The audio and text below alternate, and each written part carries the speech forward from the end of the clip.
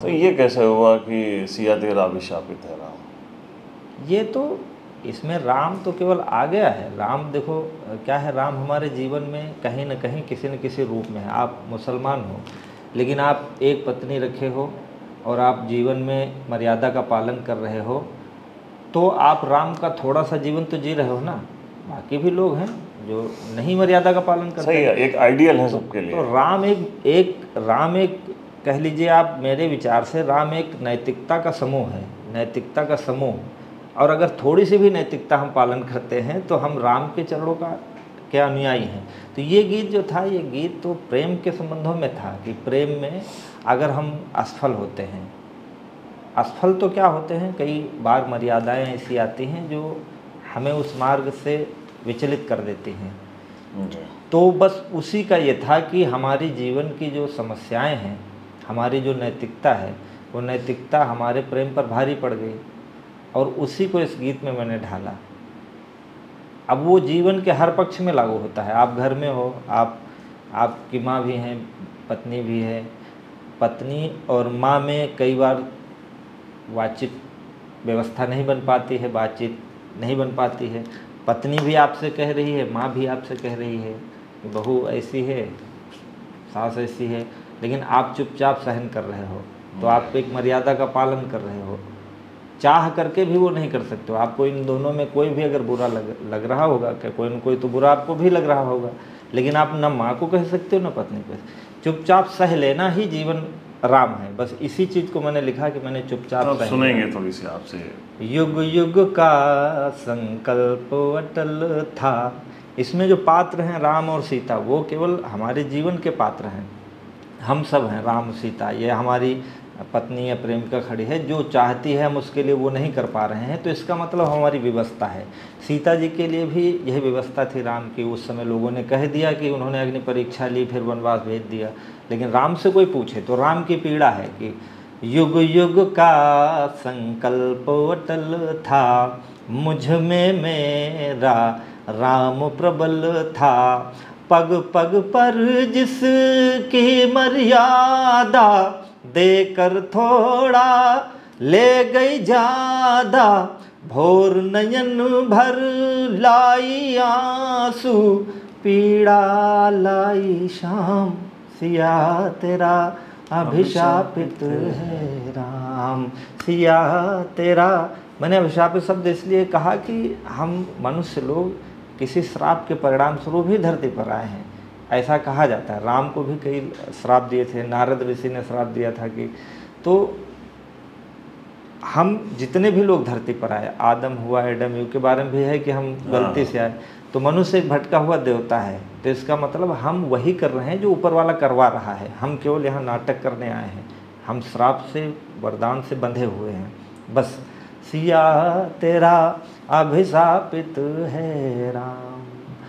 अग्नि परीक्षा जग का छल थी, पर जग के प्रश्नों का हल थी।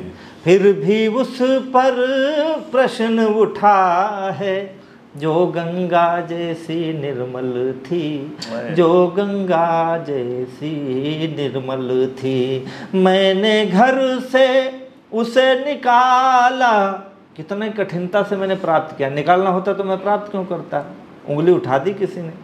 लेकिन मर्यादा में जो भी रहता है तो उंगलियां उसकी तरफ उठती ही हैं। मैंने घर से उसे निकाला, सागर जिसके लिए खंगाला। लंका जीतने वाला हारा, जीवन का संग्राम सिया तेरा अभिशापित, अद्भुत, लाजवाब, क्या कहना। सिया तेरा अभिशापित है राम। बहुत। तो जो जब संवेदनाएं मन को कहीं न कहीं झकझोरती हैं तो वो किसी न किसी रूप में निकलती हैं। अभी जैसे यूक्रेन और इसका युद्ध हो रहा है, तो युद्ध हो रहा है, कोई भी अच्छा हो कोई भी बुरा हो, पर मानवता का तो विनाश ही हो रहा है। महाभारत जैसा युद्ध हुआ, कितने सारे लोग मरे, अच्छे मरे या बुरे मरे, पर मनुष्यता तो नष्ट हुई। लोग कितना विकसित थे उस जमाने में, और आज फिर युद्ध हो रहे हैं, युद्ध हो रहे हैं। भगवान कृष्ण ने उस समय अर्जुन से कहा था लड़ो, तो मैंने कृष्ण से ही पूछा मधुसूदन हे घन श्याम कहो, त्रेता के राघव राम कहो।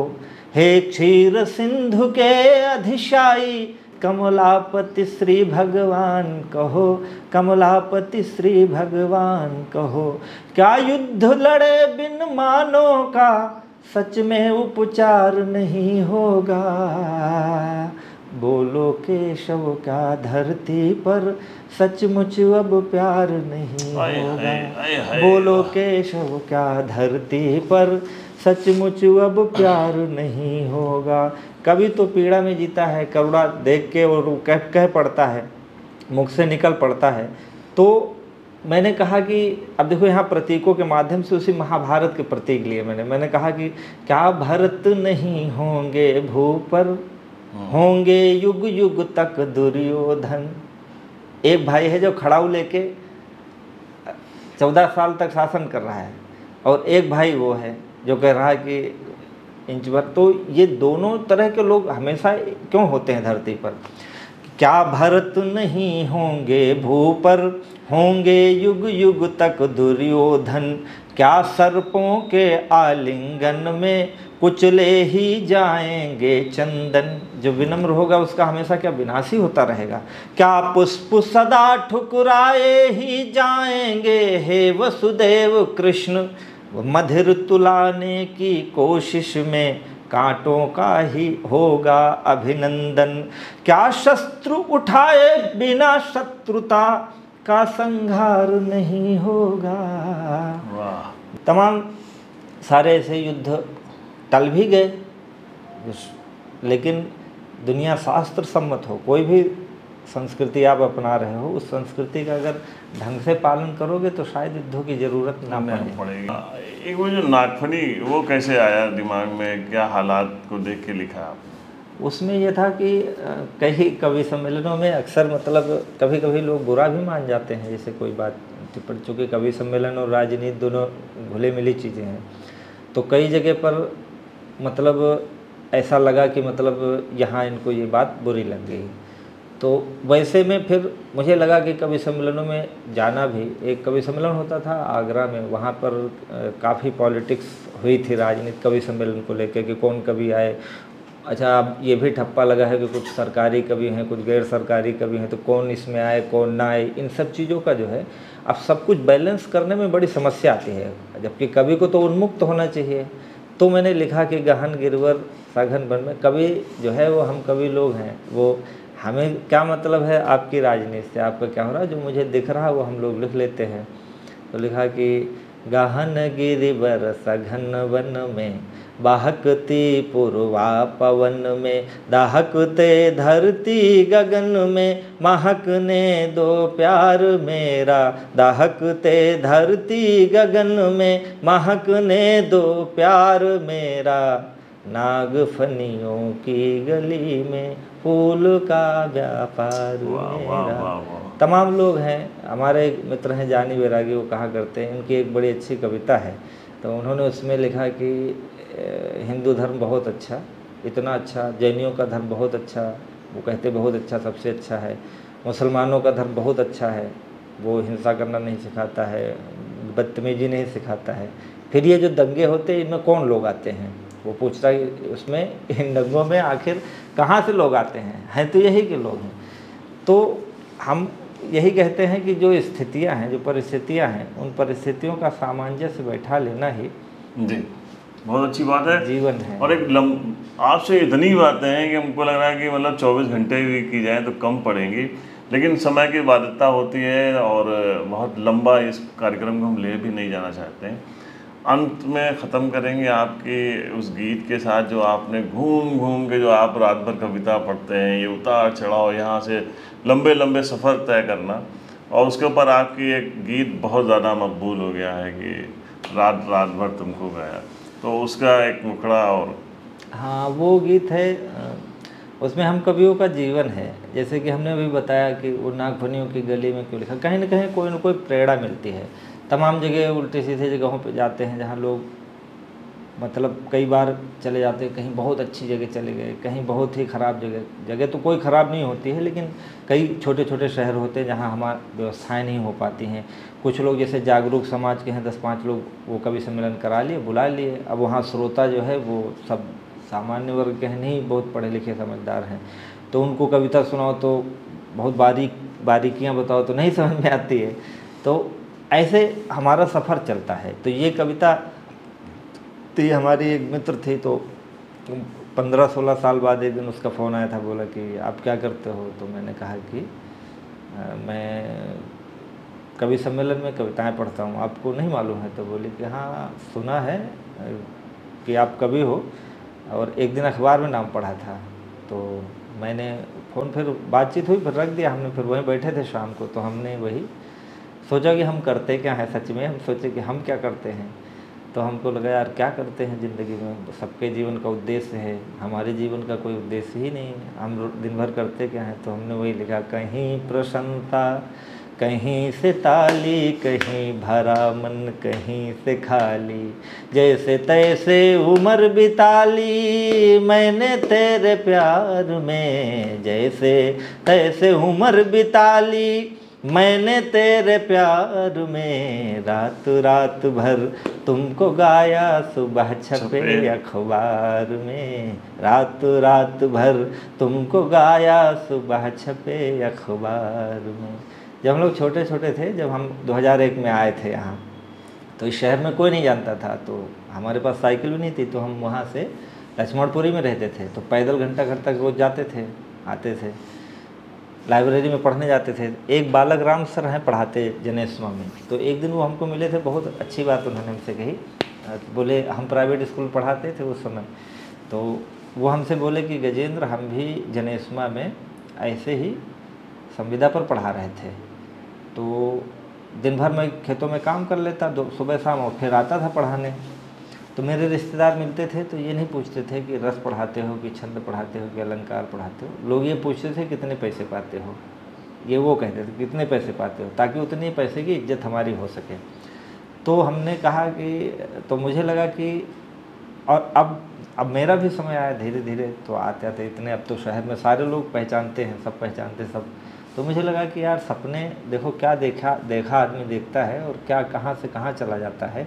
बस वही था कि पाँव बेच कर सफ़र खरीदे, सफ़र बेच कर राहें, जब मैं खुद को बेच चुका तो सबकी पड़ी निगाहें। इसी शहर में रहता था, कोई नहीं जानता था। अब मेरा घर, आधे से ज़्यादा शहर के लोगों को पता है कि मेरा घर कहाँ है। कई बार लोग फ़ोन करते हैं कि भाई साहब मैं मिलना चाहता हूँ, आप घर पे हैं? मैं बोलता हूँ हाँ, तो मैं सोचता हूँ एड्रेस बताऊँ, तब तक पता चला वो आधे घंटे 20 मिनट में आ जाते हैं। तो मैं पूछता सर घर कैसे मालूम? बोले पहले से मालूम है। तो ऐसा मतलब ये सम्मान और ये जो इज्जत है अब मिली है। अब वो किस चीज़ से मिली मुझे नहीं पता है लेकिन मुझे लगा कि समय जो है व्यक्ति का बदलता है। सपने आप कुछ भी देख के रखो, सपने आपके पूरा करने वाला ऊपर बैठा, वो जब कर पाएगा तभी करेगा। कि पाँव बेच कर सफ़र खरीदे, सफ़र बेच कर राहें, जब मैं खुद को बेच चुका तो सबकी पड़ी निगाहें। नींद बेच कर सपन खरीदे, सपने बेच तबाही। पूरी रात रात सो नहीं पाते हैं, सपने खरीद लिए, घर हो गया, गाड़ी हो गई, बैंक सब कुछ है लेकिन नींद ही नहीं है जो सपने देखने के लिए। और उस समय साइकिल चला के आते थे 20 किलोमीटर और सोते थे, भयंकर नींद आती थी। और नींद में सपने आते थे कि गाड़ी होगी, बंगला होगा, ये होगा वो अब सपने देखने की फुर्सत नहीं। तो नींद बेच कर सपन खरीदे, सपने बेच तबाही, कागज बेचे कलम खरीदी, कलम बेच कर स्याही। मेरा था कि मैं डॉक्टरेट करके, नेट करके, और कहीं बढ़िया कॉलेज में प्रोफेसर हो जाऊंगा, या फिर मैं अपना एक गैराज खोलूंगा। बस कभी छोटी मोटी चीज़ें नहीं सोची थी। एक पढ़ाने का बहुत शौक़ है, मतलब पढ़ाने का शौक़ बहुत तगड़ा। तो मैं शुरू से ही, बचपन से ही पढ़ाने का, एक कविता का 2 का शौक़ था। लेकिन आदमी कहाँ से कहाँ जाता है किसी को कुछ पता ही नहीं। तो नींद बेच कर सपन खरीदे, सपने बेच तबाही, कागज बेचे कलम खरीदी, कलम बेच कर स्याही।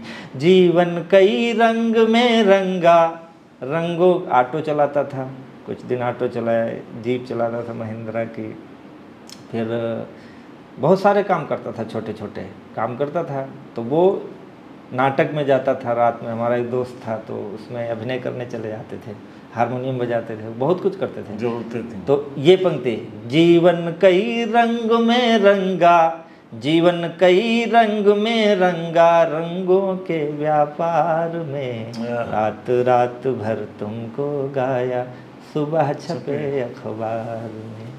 ये था। तो प्रांशु भाई बहुत मज़ा आया आपसे बातचीत करके, बहुत कुछ सीखा और बहुत कुछ आपसे जाना, और ये सफ़र चलता रहे आपका, हमारी यही कामना, हमारी यही दुआएं हैं आपके साथ। और जल्दी फिर किसी एक अगले एपिसोड में आपसे मुलाकात होगी, तब तक के लिए बहुत बहुत शुक्रिया। जय हिंद। नमस्कार।